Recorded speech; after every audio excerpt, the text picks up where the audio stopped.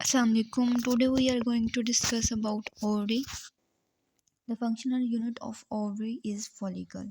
ठीक है, अब follicle में क्या होता है? Follicle सिंपली इस तरह नहीं होता कि follicle होती है उसमें सबसे इनसाइड तो हमारे पास होता है ओवरसाइड। ठीक है, ये देखें, ये ओवरसाइड नज़र आ रहा है। ठीक है, इसके अलावा ओवरसाइड को सराउंड कर रहे होते हैं ये जो पिंक कलर के नज़र आ रहे हैं ना, ये ग्रैनुलोसा सेल्स होते हैं।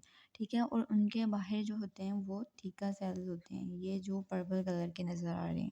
अब हमारे पास क्या होता है कि स्टोरी यहाँ से चलती है कि जो हमारे पास ल्यूटिनाइजिंग हार्मोन होता है ना, LH, वो क्या करता है कि वो यहाँ से, ये देखिए, ये ल्यूटिनाइजिंग हार्मोन आया, इसने जो है वो थीका सेल्स के ऊपर एक्ट करना है। ठीक है, और इनको कहना है कि जो एंड्रोजन है ना, एंड्रोजन प्रोड्यूस करो। ठीक है, एंड्रोजन प्रोड्यूस हो गए। अब जो FSH है ना, वो आता है, वो आके जो ग्रैनुलोसा सेल्स होते हैं ना, उनको कहता है कि तुम एंड्रोजन को एस्ट्रोजन में कन्वर्ट करो। ठीक है, एंड्रोजन जो है वो एस्ट्रोजन में कन्वर्ट हो गए। ठीक है, अब एस्ट्रोजन ने क्या करना है? एस्ट्रोजन ने जो प्रोलिफरेटिव फेज़ होती है एंडोमेट्रियल साइकिल की, वो करवानी है। ठीक है, प्रोलिफरेशन करवा देनी है ग्लैंड्स की और स्ट्रोमा की। ठीक है, अब क्या होता है कि जो यही एस्ट्रोजन जो है ना, LH सर्ज भी करवाता है। ठीक है, LH सर्ज क्यों क्या करती है कि वो ओव्यूलेशन करवाती है।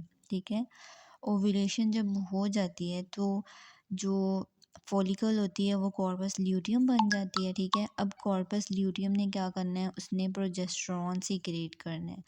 प्रोजेस्टेरॉन ने क्या करवाना है कि सिक्रेटरी फेज़ करवानी है एंडोमेट्रियल साइकिल की, जो कि एंडोमेट्रियम को प्रिपेयर करेगा फॉर प्रेगनेंसी। ठीक है, अब अगर तो जो है हमारे पास फर्टिलाइजेशन हो जाती है। ठीक है, फर्टिलाइजेशन हो जाएगी तो आगे फिर वो साइकिल चलता है, अगर नहीं होती तो फिर मेंस्ट्रुएशन हो जाती है। ठीक है, ये तो आपको पता है सारा साइकिल जो होता है। ठीक है, अब क्या होता है कि जो कॉर्पस ल्यूटियम है ना, उसमें या तो हेमरेज भी हो सकता है, जिसकी वजह से हेमरेजिक कॉर्पस ल्यूटियल सिस्ट बन सकती है।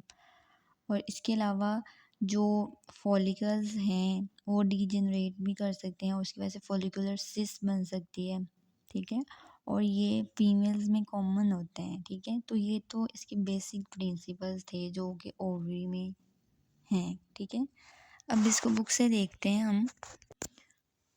ओके, ये सारी बातें बेसिक प्रिंसिपल्स मैंने आपको बता दिए हैं कि कैसे जो है पहले प्रोलिफरेटिव फेज़ होती है, देन सीक्रेटरी फेज़ होती है। ठीक है, कैसे जो है LH एक्ट करता है थीका सेल्स पे और एंड्रोजन प्रोड्यूस करवाता है। FSH जो है ग्रैनुलोसा सेल्स को कहता है कि तुम एंड्रोजन को एस्ट्रोजन में कन्वर्ट करो, और देन एस्ट्रोजन जो है वो प्रोलिफरेटिव फेज़ करवाता है। ठीक है, नेक्स्ट जो हमने पढ़ना है टॉपिक वो है पॉलीसिस्टिक ओवेरियन डिजीज़। अब इसकी कहानी क्या होती है? ठीक है, इसमें क्या होता है कि जो ना मल्टीपल सिस्ट बन जाती हैं। ठीक है, और इसमें जो है हमारे पास FSH का लेवल लो हो जाता है, लेकिन LH का लेवल जो है ना वो ज़्यादा हो जाता है। ठीक है, FSH लो हो जाता है, LH जो है वो ज़्यादा हो जाता है। अब ये क्यों होता है? हमने कहा था ये ओवरसाइड पड़ा हुआ है। ठीक है, इसको सराउंड किया हुआ है, सबसे पहले तो जो है वो ग्रैनुलोसा सेल्स ने सराउंड किया है। ठीक है, इसके बाद है थीका सेल्स। ठीक है, ये थीका सेल्स ने सराउंड किया है। अब जो है ये थीका सेल्स हैं ये, ठीक है, ये ग्रैनुलोसा सेल्स है।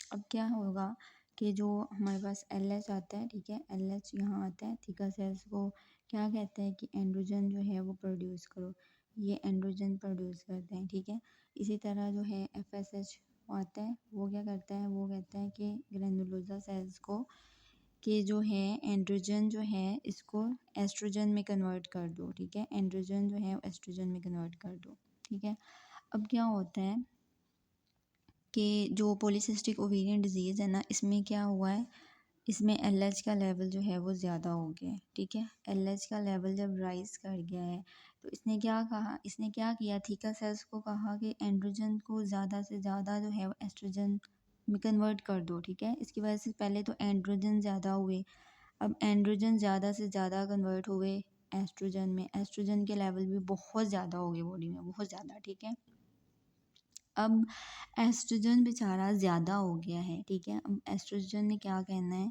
कि इसने फीडबैक भेजना है इसने हाइपोथैलेमस को फीडबैक भेजना है, ठीक है, नेगेटिव फीडबैक। इसने क्या करना है, नेगेटिव फीडबैक भेजना है, ठीक है। और हाइपोथैलेमस को कहना है कि तुम ना एफएसएच कम कर दो, ठीक है, क्योंकि मैं पहले बहुत ज़्यादा हो गया हूँ।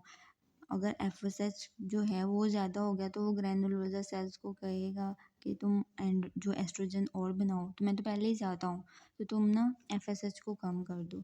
तो ये फीडबैक जाता है, ठीक है, नेगेटिव फीडबैक जाता है और एफएसएच का लेवल कम हो जाता है। इस वजह से जो है वो ये कहानी होती है कि एफएसएच जो है पॉलीसिस्टिक ओवेरियन डिजीज़ में कम होता है और एलएच का लेवल ज़्यादा होता है। तो मेन कल्प्रिट कौन होता है यहाँ पे, एलएच, ल्यूटिनाइजिंग हार्मोन ज़्यादा होता है, ठीक है, जिसकी वजह से क्या होता है, एंड्रोजन ज़्यादा प्रोड्यूस होते हैं। एंड्रोजन जो हैं, ठीक है सर, जब ज़्यादा प्रोड्यूस करते हैं तो वो ज़्यादा उनकी कन्वर्जन हो जाती है इनटू एस्ट्रोजन, और एस्ट्रोजन क्या करता है, वो नेगेटिव फीडबैक देता है हाइपोथैलेमस को कि एफएसएच कम कर दो, मैं पहले बहुत ज़्यादा हूँ, ठीक है, और एफएसएच का लेवल कम हो जाता है, ठीक है। अब हम इसको रीड कर लेते हैं, ठीक है। इसमें क्या होता है, पॉलीसिस्टिक ओवेरियन डिजीज़ में मल्टीपल सिस्ट बन जाती हैं ड्यू टू हार्मोनल इम्बैलेंस की वजह से, and it is characterised by increase LH and low FSH.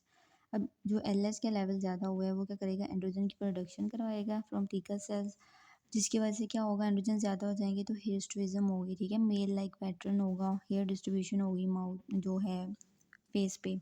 Then androgen जो है वो एस्ट्रोजन में कन्वर्ट हो जाएंगे। एस्ट्रोन क्या करेगा, एफएसएच कम करवा देगा, हाइपोथैलेमस को मैसेज देगा, ठीक है, जिसकी वजह से क्या होता है, फॉलिकल्स की डीजनरेशन स्टार्ट हो जाती है और जो है हमें मल्टीपल फॉलिकल्स जो हैं वो सिस मिलते हैं, ठीक है। और ये रिस्क जो ज़्यादा करवा देती है फॉर एंडोमेट्रियल कार्सिनोमा का रिस्क भी ज़्यादा हो जाता है due to high level of oestrogen, ठीक है। अब जो फीमेल प्रेजेंट करेगी, ये किन फीमेल में ज़्यादा होता है, ओबीस यंग फीमेल, उनमें इनफर्टिलिटी होती है, ओलिगोमिनोरिया होता है, इसके अलावा हिस्ट्रिज्म होती है और इंसुलिन रेजिस्टेंस भी ऐसे पेशेंट में डेवलप हो जाती है और आफ्टर 10 to 15 ईयर्स में टाइप 2 डायबिटीज़ मिलाइटिस जो है इनमें डेवलप हो जाती है। ये नॉर्मल जो है ओवेरियन फॉलिकल दिखाई हुई है, ठीक है, अंदर देखिए ओवरसाइट पड़ा हुआ है, बाहर ये वाले सेल्स जो हैं ये ग्रैनुलोसा सेल्स हैं और ये वाले थीका सेल्स हैं। So this is all about basic principles of ovary and polycystic ovarian disease. Next video में हम इंशाल्लाह ovarian tumors करेंगे.